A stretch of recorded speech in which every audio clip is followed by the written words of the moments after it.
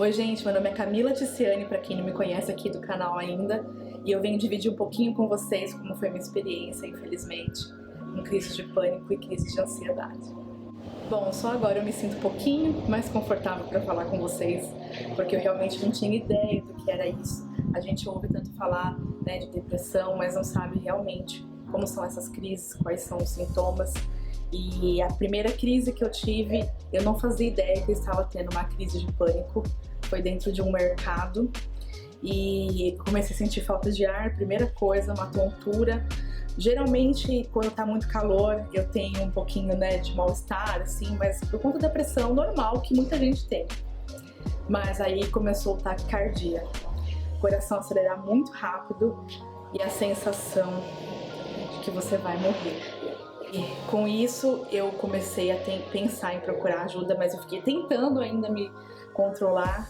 E quando eu vi que realmente não dava, eu sentei em qualquer lugar, nem me lembro direito, pra falar a verdade. Eu sei mais ou menos a área do mercado, mas eu sentei e comecei a sentir meu lado esquerdo formigando muito e eu tinha certeza de que eu ia morrer aquele dia. Dentro de mim, com todos esses sintomas, e foi aumentando, eu não soube controlar muito. A sensação é de que eu estava indo, comecei a pedir a Deus que, né, me perdoasse de tudo, que cuidasse dos meus filhos principalmente. E a sensação é que eu estava realmente vivendo os últimos momentos. Até realmente sentarem comigo e falar que era crise de pânico, que era um transtorno de ansiedade, uma ansiedade além do normal, do que a gente ouve falar, que as pessoas são muito ansiosas, que querem fazer as coisas rápido, e na verdade era um excesso, né, de ansiedade.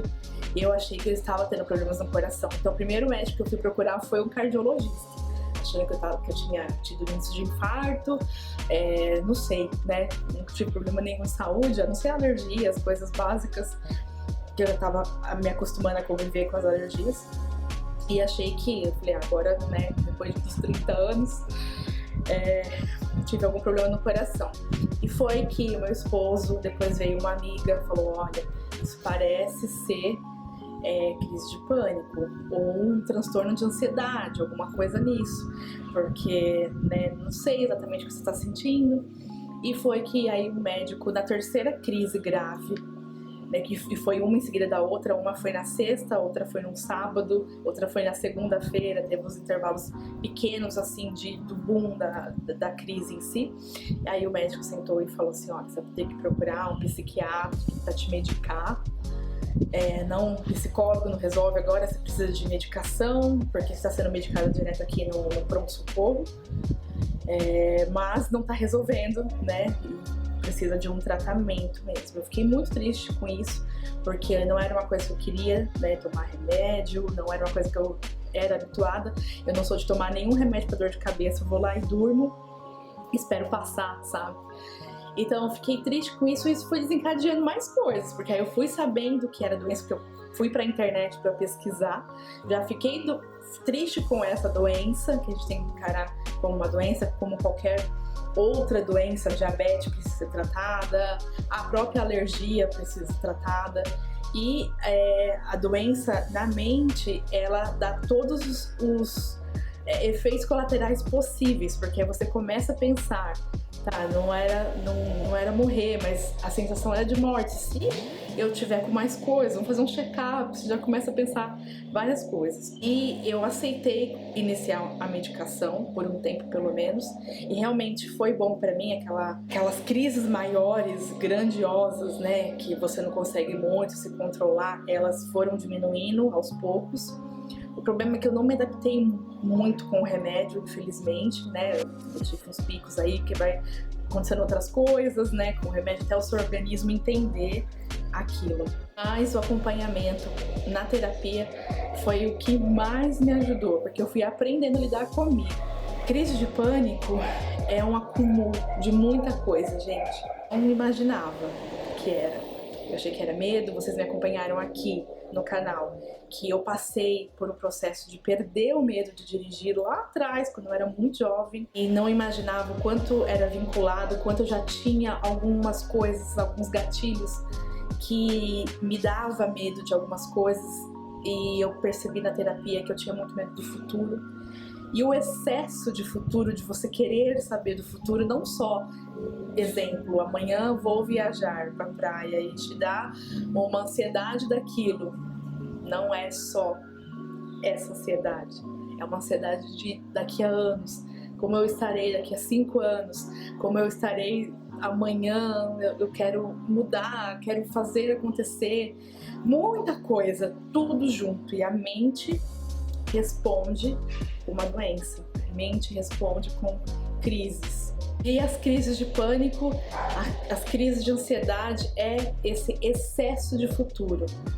Esse excesso que você quer ver acontecer, fazer. Eu sempre fui uma pessoa muito agitada, quis fazer várias coisas, uma característica até de mulher, né? Que mulher que não passa por isso, que quer fazer várias coisas, mas não é só as mulheres que passam por isso, que a gente quer fazer e acontecer. Qualquer ser humano que quer realizar muitas coisas acaba ficando sobrecarregado.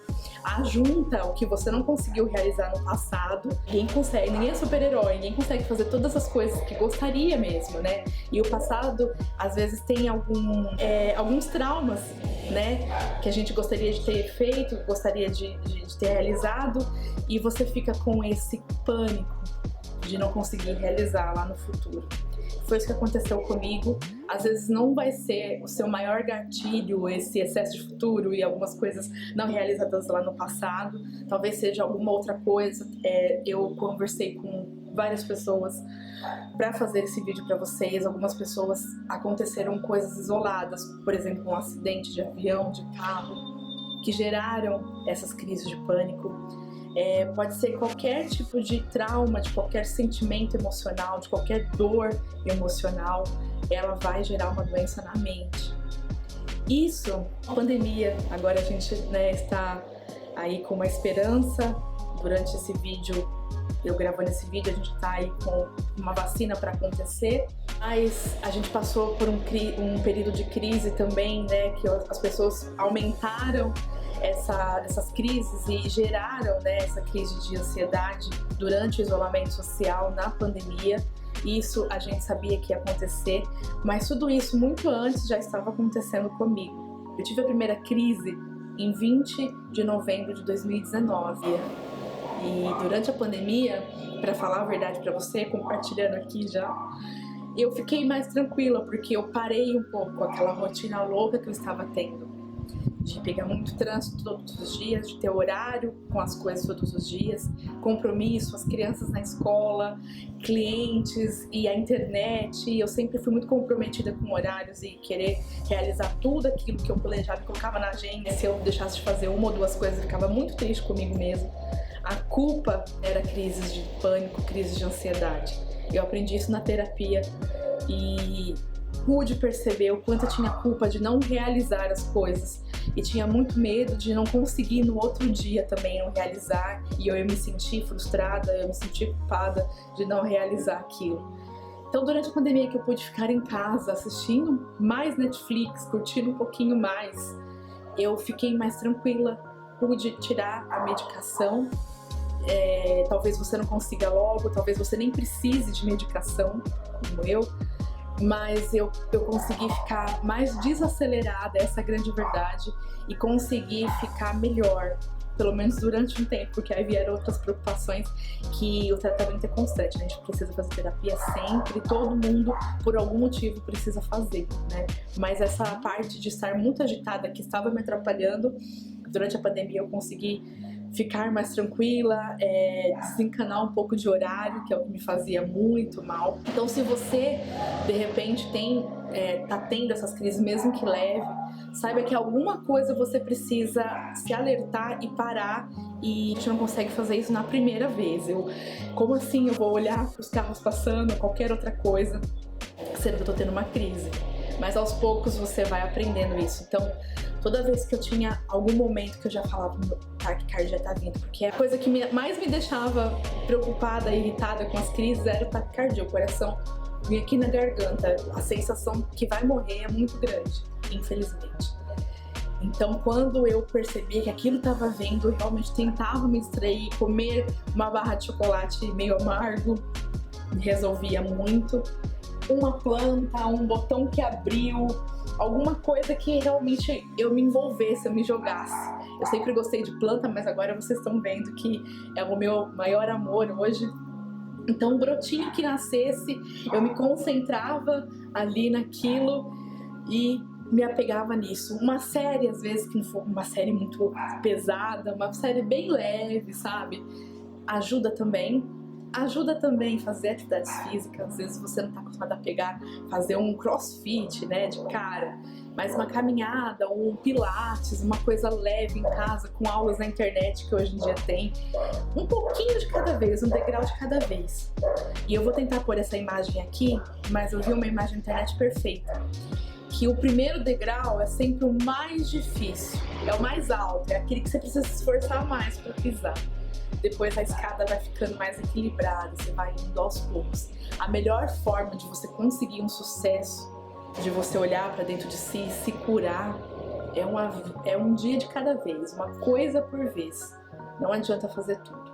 Eu queria fazer tudo que eu colocava como meta.